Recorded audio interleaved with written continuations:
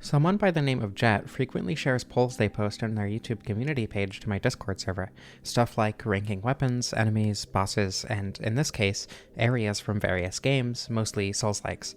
Their channel is Armormans too. You might recognize that name from my DPS video, since they made a response video to the first one I did. Anyway, the specific poll I wish to bring up was ranking 4 levels from Dark Souls 1. The Painted World, the Undead Burg, Sen's Fortress, and Anne Orlando. My favorite level, by far, in Dark Souls 1 is Sen's Fortress, and I started typing out an explanation as to why I love it so much before the Nitro icon showed up in the bottom right of the text box, and I realized I should probably just make a full video on it. As for my thoughts on the others, if I like making this video, I might make some more about the other levels, but if you're curious, I'd put the Burg over the other two just because it's a really good first level, the Painted World next because it's incredibly fun to explore and has great atmosphere, and Anne Orlando last, not because I don't like it, just because the first half is a little underwhelming in terms of exploration, since it's just walking across some rafters, and the chapel, despite looking massive, is a little small, but it is still fun to explore it regardless. Anyway, Sen's Fortress. My love for it starts before even entering the level in the first place. The way the massive portcullis is framed from the door at the bonfire is incredibly alluring, with a long path drawing your eye straight forward and emphasizing and exaggerating the size of the fortress. When you actually step outside, the trees frame the fortress in the same way, and the small disturbance of Siegmeyer draws your attention. Talking to him will likely cement his location in your mind as something to check back on later. Not only is the fortress incredibly imposing, it sticks out like a sore thumb, and there's an entire NPC here just to draw your attention. That NPC also happens to be a fan favorite, so you likely know about him through osmosis before even starting the game, and I can't imagine fostering that connection was an accident on the game designer's parts. You can also barely see through the portcullis because of the sheets covering the holes at eye level, which makes getting inside even more alluring. Once you ring the second bell, you can actually enter the fortress itself, and you're generally expected to head straight there. You can go straight from Blighttown to Sen's Fortress, not needing to go through any level other than Lower Blighttown, which is likely intentionally very short. Making it out of Blighttown and back to Firelink is an incredibly relieving experience, and I'd argue very emboldening, just before you're plunged back into the darkness of the fortress. As much as I mainly want to talk about the level design, I feel like the lead up to the fortress does a lot to influence how it's seen, at least on a first playthrough. As soon as you enter, you're most likely going to step on the pressure plate in the middle of the room, which makes a pretty distinct sound. Then the 3 arrows also make a sound, with their source being far away enough that you can definitely react to them if you're paying attention. I think that's kind of the main theme of Sen's Fortress. You need to understand that you need to pay attention and learn how. That's true of the rest of the game, but I think this is really your final test to make sure you understand how to play the game, and this arrow trap is signaling that. From there, you have to fight 2 serpentmen, but if you're keen and notice the hole in the stairs and the pressure plate before stepping on it, or if you died and have to come back through here, you can use it to your advantage and take out one of the enemies with the arrows. There's also an item behind a few pots that's very easy to see that feels like it's signaling that you should be looking out for items and goodies, not just traps. That comes in handy in the very next room several times, but we'll come back to that later. First, I want to talk about what I think the traps are trying to get you to do throughout this level. It'll become more apparent as time goes on, but you're kind of forced to go through the traps quickly after the first set of swinging axes. You see the axes, learn them, and then are attacked by a man-serpent mage through the rest of the area, meaning that you have to assess the situation and quickly determine what to do. There are plenty of places to hide around here, since this is the first time they ask you to do this, but that won't be true of every area like this. The Serpentmen are pretty strong for this point in the game, but the fortress also showers you with large Titanite shards, and that starts here. The chest gives you 2 large Titanite shards, which is likely how many you'll need for your next upgrade. It also signals that maybe you should be using large Titanite shards if you somehow skipped the large Ember or something. Anyways, you've likely gotten the large shard from the depths and the one in Blighttown by now, and if not, this will still let you upgrade your weapon. If that's not enough, there's a cop-out weapon that also acts as another tutorial soon, but we'll get there. Immediately after the first 2 large Titanite shards, which is the first item emphasized by a chest in the fortress, regardless of what order you explore anything prior, there's the room with the small bridge, the man-serpent down a level, and the staircase leading up that you can't reach over to the left. Of course, as you cross the bridge, a man-serpent through the door gets obliterated by the boulder coming down the stairs. Wait, stairs. A man-serpent on them, using a boulder. Maybe it's a good idea to leave this man-serpent for later. Or not, I guess fighting it isn't really a negative, but there are context clues for sure.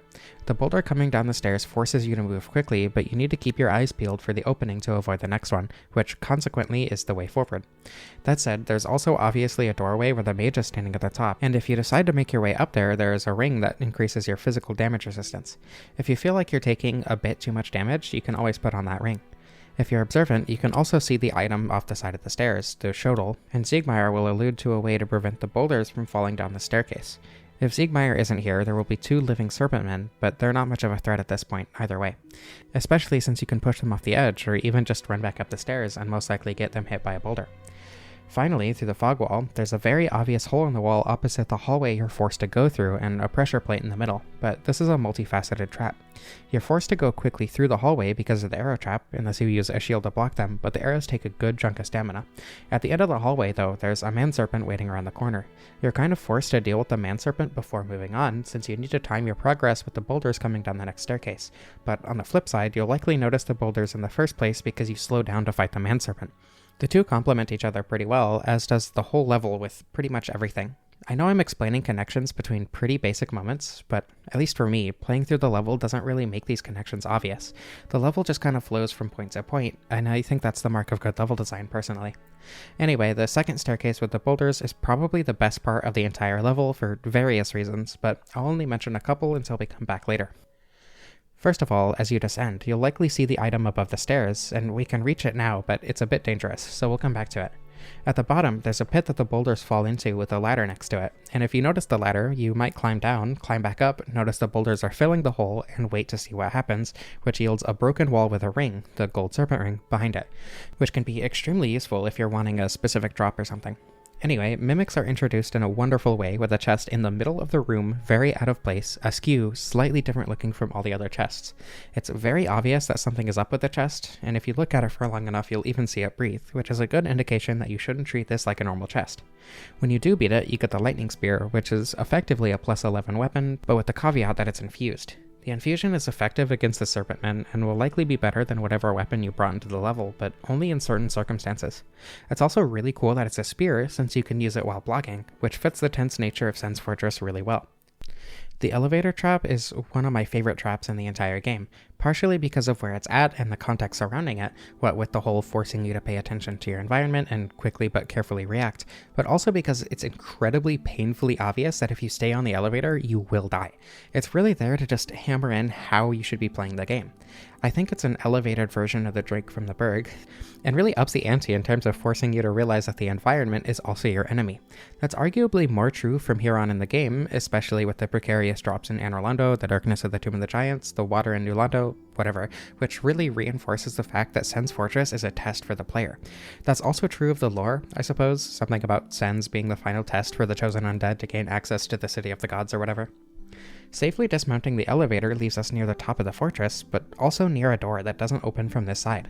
That door is actually an alternate path through the fortress that I never really considered before making this video, since the way you access it is right next to another way through that part of the fortress, which is much quicker if a little bit more precise, but we'll come back to that soon. At the top of the stairs is a contraption that clearly controls the boulders we've been seeing throughout the fortress. If we take a glance down each of the 4 directions the boulder can go, one is the staircase with the mimic at the bottom, one goes down to the snake we saw leaning against the wall earlier, one leads down the first staircase we saw, and one leads to an immediate drop, but we can see a pathway with an item and a mage out in that direction. If we decide to try and take out the snake with the boulder and run down there, we'll see a broken wall with cages behind it, one of which holding Big Hat Logan and another holding an item, but without the master key, we can't open either of the cages yet. The way forward is the only one that doesn't go down the stairs or into a pit, and it's warded by a very obvious arrow trap, this time coming from the side rather than straight on the hallway. You can actually just run straight past if you don't want to wait for the arrows to fire, which is a fun subversion of how you deal with the other traps. After a short walkway with some more swinging axes, there's a hall with a few serpentmen, and this is probably one of the only choke points when it comes to enemies specifically in the whole level since there are so few otherwise. Granted, it is pretty easy to just run past, but if you actually want to collect stuff, it's way harder if you decide to try and ignore them. That said, you should be pretty well equipped to deal with multiple enemies in such a small area. The spear has a pretty long reach, but won't collide with walls since it thrusts forward instead of swinging to the side, so it's not too much of an issue if one aggroes when you don't expect it to. Just beyond is our final walkway with swinging axes, this time with no place to hide from the man-serpent mage throwing lightning projectiles that actually do magic damage at us. Speaking of, that's one of the few things I actually don't necessarily like about Sens, and when the first time I mentioned not liking something is something as minor as the visual and damage type of an attack that you probably won't be attempting to block in the first place not matching, I feel like that's indicative of a good level. As long as you don't hesitate too much, passing the swinging axes isn't much of an issue, though the arrow trap here is probably one of the hardest to avoid in the level if you don't know what you're doing. You can just hug the wall or the edge and go around the pressure plate entirely, but it really doesn't look like you can do that. And you really can't step back onto the bridge very easily with the swinging axes, so your best bet is to just run past. Luckily, we were literally just shown another arrow trap we could run past, and this one is pretty obvious anyway. Once you get past that trap, you reach the actual top of the fortress, and there's quite a bit going on up here. First of all, to the right and down some stairs are a couple boulder knights guarding a chest containing the flame stone plate ring. The boulder knights aren't particularly weak to lightning, so the spear is less effective against them than the serpentmen, despite them generally being weaker. I really like the fact that they teach a use case for an elemental infusion before you even have access to that infusion, especially when the road leading to that access is fairly linear. It also shows that infusions aren't just better, since they remove some physical damage via scaling, sometimes a pretty significant amount. Obviously, you can infuse before this, especially magic and fire, but if you haven't, you're probably going to experience it here if you have the stats for the spear and feel like you're not doing enough damage. Either way, the level as a whole heavily encourages leveling up your weapon, even more than you have been already, on top of using the embers. The rest of the roof is getting bombarded with firebombs from a giant on top of the fortress, which I honestly think tests your ability to be observant at speed better than anywhere else in the level. First of all, you've done pretty much the entire fortress by this point. It's likely you're low on Estus and hurting for a bonfire, meaning you're both going to be looking for a bonfire more carefully, but also more likely to miss it because you're nervous. The giant throws the bomb slowly enough that you can definitely recognize where you are and what you need to do while still definitely putting time pressure on you. I think the broken chunk of wall is pretty obvious. I never had any issues finding it personally, but I know people do miss it pretty often. Honestly though, if you're this far in the level and miss something that obvious, that's kind of on you. I hate to say skill issue, but there are multiple other paths in the fortress signified by broken pieces of terrain, including multiple you break yourself. Other than the drop down to the bonfire, there are two pretty obvious paths to take from here. First of all, the one emphasized by a Baronite knight standing in the corner. The enemy isn't necessarily uncommon, so it's easy to beat, and the path leads us to a fight with Ricard on a small narrow stairway. It's not a hard fight per se, but it is one of the hardest NPC fights in the game. He'll use a bow while you approach him, and his rapier is incredibly difficult to deal with when you can't outposition him due to the staircase. This is really the only instance where the environment comes into heavy play with an NPC fight. For Mildred, you can just walk off of the poison and wait. Even for something like Leroy, you can just walk a bit into the cave. You're rewarded with the Divine Blessing and Rare Ring of Sacrifice, but the rapier is the real prize if you can wield it. Anyway, back on the other path, we get a bunch of firebombs thrown at us while walking across somewhat narrow walkways. There's a small gap with a very inviting door in the direction we saw the item next to the man-serpent mage earlier, and I think this is a pretty obvious jump that you're able to make, but there's also not really much like it in the game. There are obviously spots you can jump, but no other jump that specifically leads to a room like this. You drop onto some items or whatever, but nothing that leads to more exploration. You can actually make the jump to the giant on the rooftop over to the side, dropping the boulders onto the stairs, but you're not really supposed to. The collision over here is really funky, and the giant doesn't drop a chunk like the others since you can shoot it with a bow instead of jumping over here. Failing to jump yields the sniper crossbow, so it's not a complete loss, even if the sniper crossbow is one of the worst weapons in the game. In the doorway after you jump, you find the crestfallen merchant, who sells infinite large Titanite shards, among other things, and his placement in Sens is very indicative of where the devs expect you to be in terms of weapon upgrades. If it wasn't already blatantly obvious, anyway. At the bottom of the long set of stairs, which is definitely only this long so you can see the item from the view of the room earlier, we can pick up the cage key, which opens the cages behind the breakable wall from earlier. The way the level constantly gets you to look back on itself and references both upcoming and previous parts of the fortress is incredible. I would argue that Sins is the purest microcosm of Dark Souls as a whole because of instances like that. Making the jump back leads us to a weirdly split path. I honestly used to think the path to the left was completely pointless. It's just a dead end guarded by a boulder knight. I shared the pointlessness of this spot in my Unremarkable and Odd Places video, and a lot of people said it was there to show off the giant on top of the front of the fortress, but it's far more obvious to see from over by Ricard. Instead, I think it's here to house the boulder knight, since you might not necessarily find the flame stone plate ring. They wanted you to fight a boulder knight just in case you were using the spear, but maybe they didn't want it to be on the main path so it wasn't annoying on the way to the boss. Either way, I think that's the most plausible explanation for this weird little spot, though an item to actually lure you back here would probably not have been a bad idea. I still like the seemingly pointless nature of it though. In the opposite direction is a cage that would be locked had we not picked up the key that acts like an elevator down to the bottom of the fortress, so if you didn't find the bonfire earlier, this is nearly as good. Past the cage and another walkway, we find a boulder knight with a crossbow, the only one in the entire game to my recollection. The boss fog, another building that houses a summon sign if you're human, and the stairs up to the giant to stop it throwing firebombs. This one doesn't respawn, which is very nice, especially when attempting the boss again, since it influences the boss fight pretty significantly, but the one that drops boulders onto the staircase does respawn, which makes sense since you need them to break some of the breakable walls. We're at the top of the fortress, but we're not quite done. There are still a few items to get and such, as well as a couple ways of getting through the fortress to show off. The simplest is just by running up from the second boulder staircase. You can barely make it if you start running immediately after a boulder passes in fast roll equip load. Otherwise, if you don't want to cut it that close, or don't fast roll for whatever reason, you can run slightly up the stairs to where the broken pillar is and drop down to the platform with the item above the stairs that we saw earlier. Turning around and going through the short hallway leads directly to the door that only opens from one side without having to pass the mimic or the elevator trap, and you get the black sorcerer set out of it. If, however, you turn around instead, you can find the slumbering dragon crest ring and make your way down to the bottom floor again. Since we're down here anyway, there's a bit to explore that I passed up earlier in favor of just getting to the end of the fortress. It's likely you saw the 3 manserpent mages under the first pathway with the swinging axes, since they start shooting magic at you as you pass above them, but they also can't really hit you unless you drop down. You can also drop onto and do a plunging attack on the Titanite demon and the sludge near the entrance. I think this was a great spot to put a bulk of the game's demon Titanite, since just after is when you get access to boss soul weapons. That way it's easy and pretty quick to get back to if you decide you want one before Ornstein's Mo, or so you can pick it up on the way. The 2 stronger demons are genuinely one of the hardest fights in the game if you're underleveled, just because they do so much damage and have so much health. Usually the one further away will just spam lightning at you, but if you mess up your positioning and end up having both in melee range, you probably won't have a good time. The one under where the 3 manserpent mages are is also guarding the scythe, which happens to be my favorite weapon in the game. Bardishas are incredibly cool, and you'll never convince me otherwise. I also think it's hilarious that it's a poleaxe that is called a halberd that isn't a halberd, but it's also called the scythe. I don't know what's up with that, but I think it's really funny.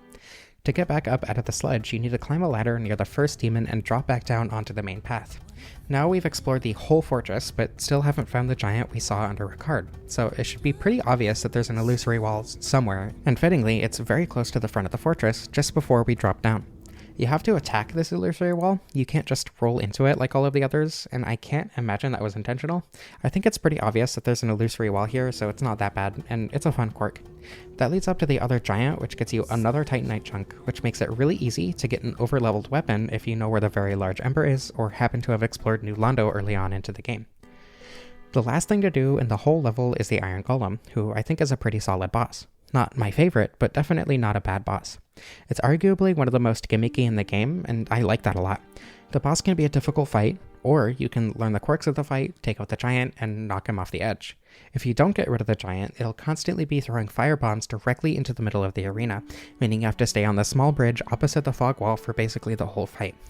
That said, you'll probably want to do that to get the golem to fall, and this is a good way to get that to potentially happen. It's also a good opportunity to force the player to observe what's causing the firebombs if they're having an issue with the fight and want to make it easier by exploring a bit. Hitting the golem's ankles and doing 400 damage will make it stagger, as long as you're actually hitting the ankles and not just the legs, and another 200 will make it fall, no matter the source. So this works for every type of player. It doesn't matter how much poise damage you do or anything like that. You can also use range damage and not engage with that system at all, but its wind attack can definitely be annoying to dodge if you're trying to take the time to cast spells or shoot arrows. Beating the golem is immediately followed by the cutscene leading into Anor Londo, which completely changes up the atmosphere, and I think that's a good place to end the analysis.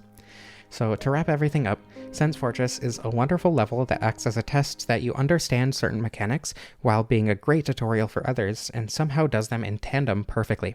The way it constantly references other parts of itself to make exploration feel like solving a puzzle or making a cool connection is fascinating, and it's one of, if not the most fun area to explore in the entire game. This is easily my personal favorite level in the game, and the only reason I could see someone not liking it is not understanding its lessons and tests. It's genuinely one of the easiest levels if you play it like it expects you to, while also being one of the hardest if you're just running through recklessly, and I love it for that. Thank you all so much for watching. I hope you enjoyed. I love you all, and I especially want to thank Frankie, Peyton Brown, Jackie, Lilith the Hammer Witch, Ethan Strotter, Eric J.O., Krista, Ritini, Howling Nocturne, Magnetar Technologies, Racuna, White Flame, Manarok, and Ryan Rickard. Thank you all so much for supporting the channel. I don't know how to end this.